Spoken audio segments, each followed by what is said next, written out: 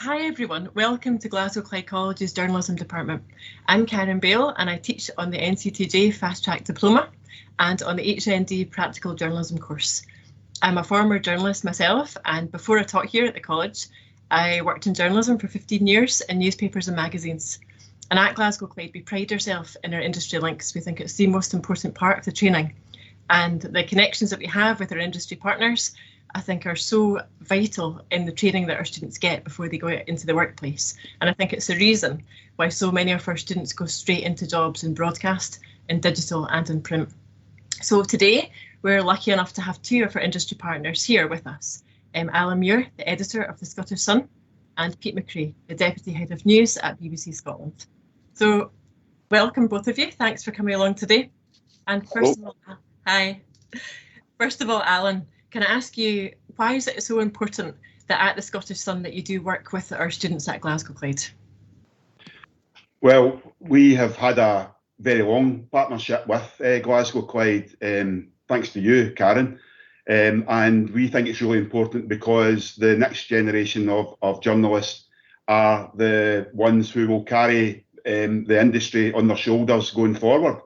And we love having the chance to, I was going to say teach. I don't think it is, because they teach us as well. The students teach us because it's a brand new world now. There's so many new issues out there. There's so many things happening that young people are more tuned into than often the seasoned journalists are. So we see it as a partnership of equals, and we are absolutely delighted to get education from the students, and hopefully what we are able to give to them in terms of our experience and how the industry works, and how the changes, the very many changes that are happening at the moment across newsrooms throughout the country. If we're able to give them a bit of insight and a wee bit of understanding before they actually take the leap into the workplace, then I think that can only be a beneficial thing. And so, in summary, we see it as a real opportunity for us as well as for the students that we talk to. Thanks, Alan. And can you explain for everyone who's listening what the projects are that we're currently working on with you, with our HNC first year group and with the HND second year group? Sure. Well, this year, kind of like last year, we're kind of hamstrung because of the pandemic. We had big plans. The idea was that we would be working with the first years last year on a regular basis with a group of mentors across news, print news, digital news, and features as well, covering both departments. And the idea was that, as well as having weekly regular news days, where we would find out, first of all, what the students were interested in. Many have got ideas already about where they want to go in journalism, which is great, because it means that we can give them advice as to how to walk that path. So we divide them into the kind of departments that we have in a normal newsroom, which is news, features, comment, digital, print, and we take it from there. We have chats about what subjects they're interested in, what really what their passions are, because I always say to them that journalism is the best job in the world for that, because you can actually get paid at the end of the month for it. So we do that. The mentors then talk with the students in the various groups about how to progress, how to, first of all, initiate the story, how to progress the story, how to research the story, and how to get it to a point where it's ready for publication on any platform that we want to place it on. And the idea was that over the year that would happen, and it would culminate in a special print publication of the best of the articles of that year, just like a mini newspaper. Unfortunately, we haven't been able to do that up until now. Maybe with a fair wind behind us. We might get something this year towards the start of the summer. I really hope so. But in the meantime, we're continuing with the new first years this year, but we're also retaining the link from the first years last year, because it seemed really silly to have developed that relationship and then just to say ta-ta. Yep. So the second years this year, we're having discussions with them at the moment about devoting a whole week of articles to them.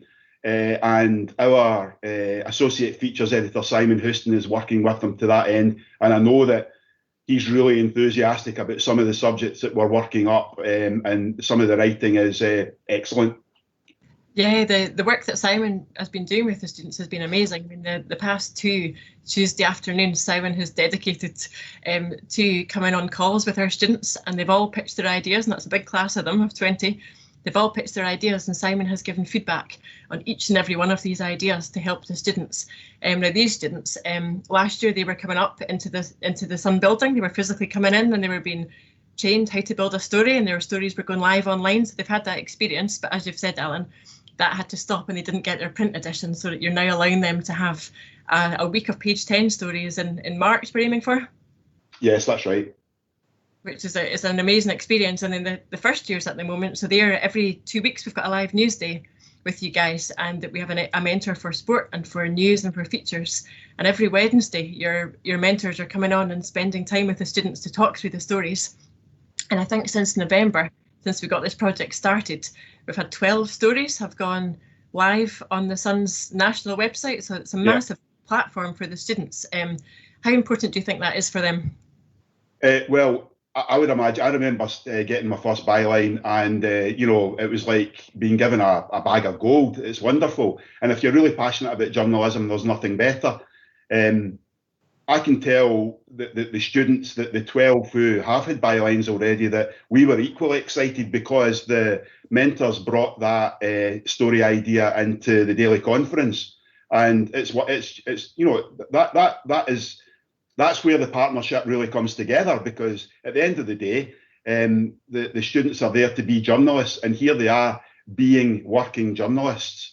And that's how we measure the success of it. It means that they're getting the idea of what we are looking for. And, we are a tabloid newspaper, so we have a particular style, and some subjects work better for us than others. But I can say that, having spoken to all of the mentors today, just to catch up, that the ideas that are coming forward and the attention that the students are paying to the guidance that they're getting means that, by the end of the academic year, I think we're going to have a real clutch of excellent articles. And fingers crossed, we will be able to produce that newspaper as well as having them online. And that would be fantastic for them. And as you've said, getting your first byline is so important. And for first year students to get that on a national platform.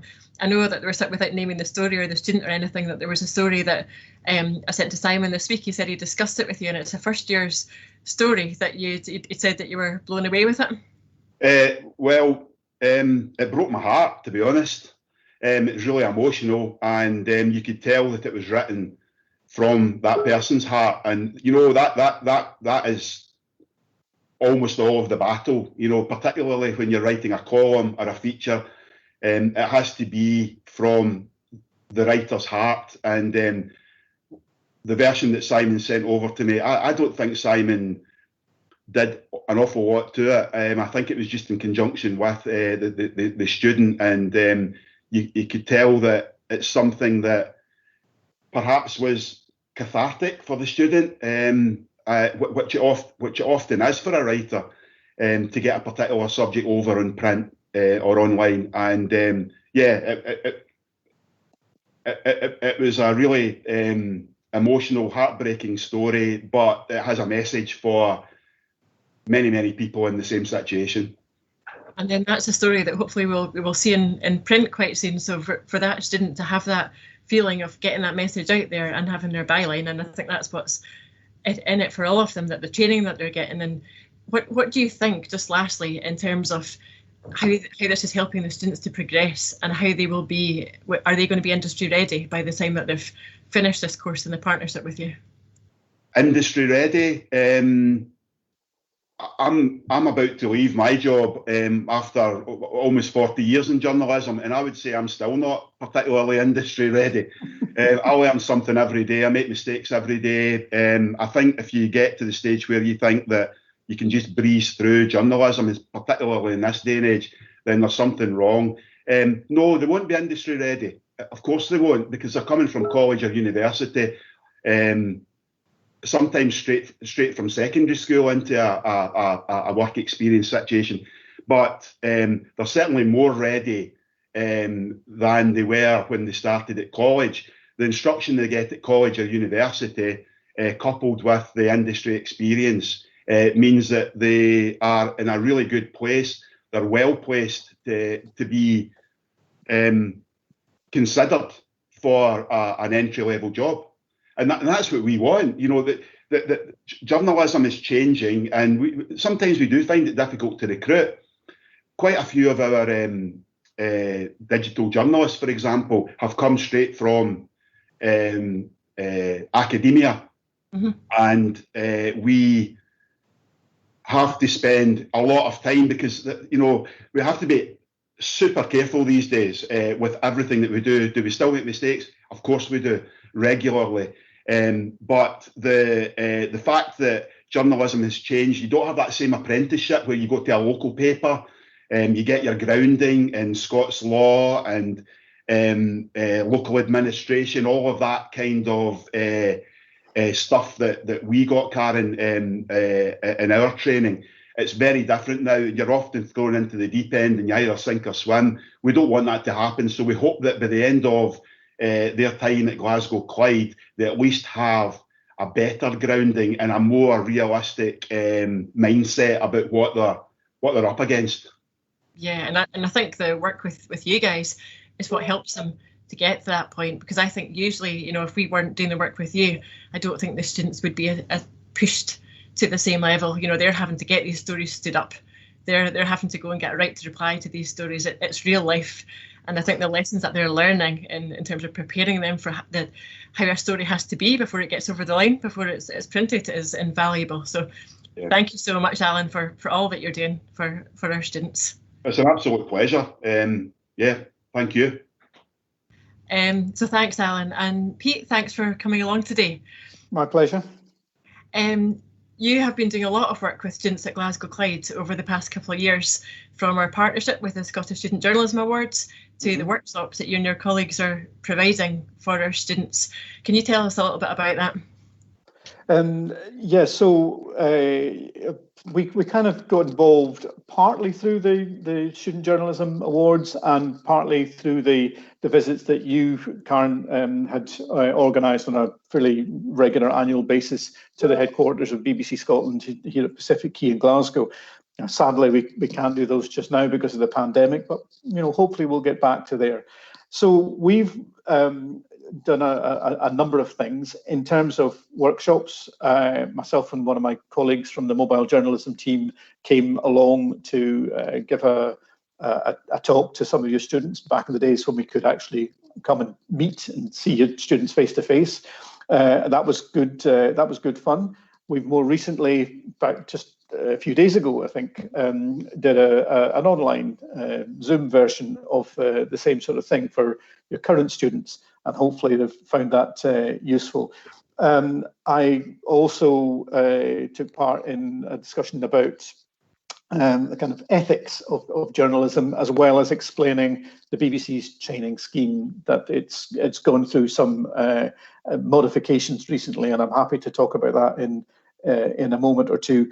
I'd just like to reiterate a lot of what Alan has said there in terms of the importance of your students working with the industry, whether it be an organisation that's got a print background or whether it's the BBC in a broadcasting background. I think the key thing through all of it is its relevance. That's the important thing for your students. It is to ensure that the training that you're giving your students is relevant to the needs of the industry. But also what we get back is the knowledge and the interests of young people that influence the content that we choose to search for and to publish. So that's the important thing. It's a relevance, and it's also allowing the students to appreciate the relevance of the foundation training that you're giving at Clyde College. You know, the absolute core basics of journalism that must never change, regardless of all the different means of delivery that will come in the years to come. People have got to know they've got to get their facts right, the facts double checked, you know, the right to reply, it's got to be accurate, all those absolutely fundamental principles of journalism.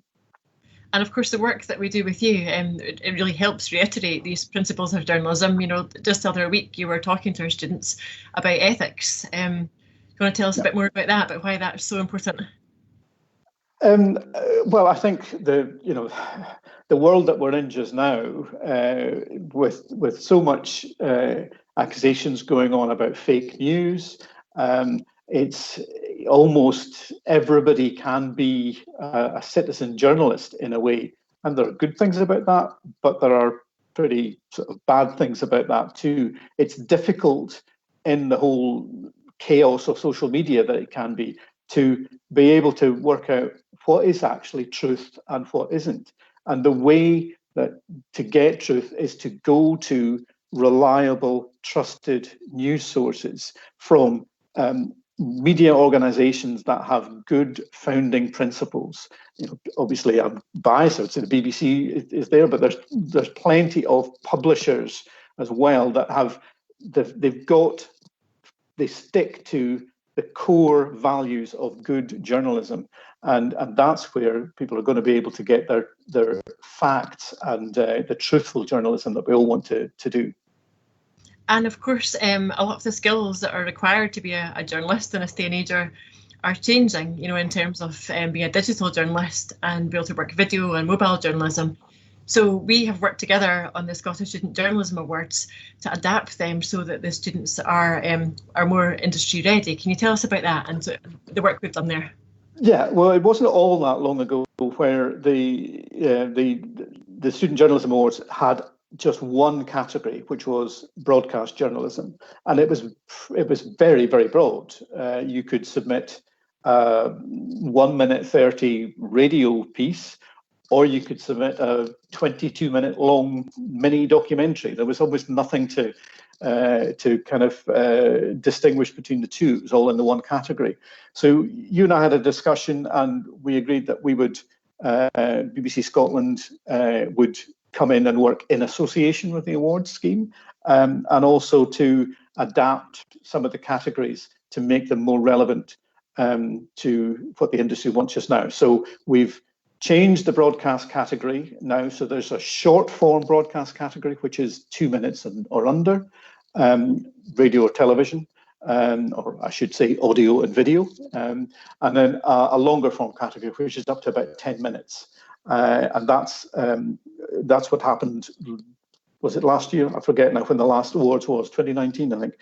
And also we have got a mobile journalism award and a podcast award, because increasingly audio on demand in the form of podcasts is a really important addition to the whole range of journalistic content that not only the BBC is doing, but organisations, media organisations whose roots are in print are also doing this as well.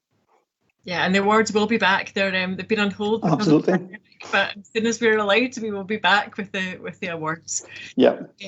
And in the meantime, we've been trying to do some work, haven't we, this year, Pete, to try and keep the spirits up of the students. Many of them haven't even met in person. So we've got a plan for how the BBC staff are going to support the students. Yeah, we want to be able to support the students and again, help them to, I said the word I used for the relevance, help them to appreciate how relevant what you and your colleagues are teaching at the college, how relevant that is to the industry needs. So we're going to Details are still being absolutely worked out about this, and we have to see, what is possible with the pandemic. But we will certainly have some short sessions with your students to talk about what's involved in making a good digital story, give them some tips on that, and then we'll provide some feedback on some of the examples that your students will provide for us. So we'll go into what's required to create a really good digital story, how you structure it, how you break that up, how you do video content, how you do links, all the keywords, so it'll come up on Google when you search, and all those sorts of things. And then we'll provide some feedback as well. And hopefully we'll also continue to do more specific sessions. And I'm hopeful that perhaps later this month, maybe early March, we'll be able to do a session with one of our podcast journalists, and that will be one specific on podcasting. Yeah, and that would be fantastic for the students. I know that they loved the session that you and your colleague Doug Kennedy did on mobile journalism earlier this week. And hopefully, as we get on throughout the year, there might be a chance to meet in person, to be able to see everybody. And that would be good. It would be amazing, wouldn't it? Because the tour you spoke about, the behind-the-scenes tour of the BBC, I think it's a highlight for our students and staff every single year. Yep. So well, as soon as we're able to do that, that will be, we'll get round to doing that. It's just at the moment not proving possible at all.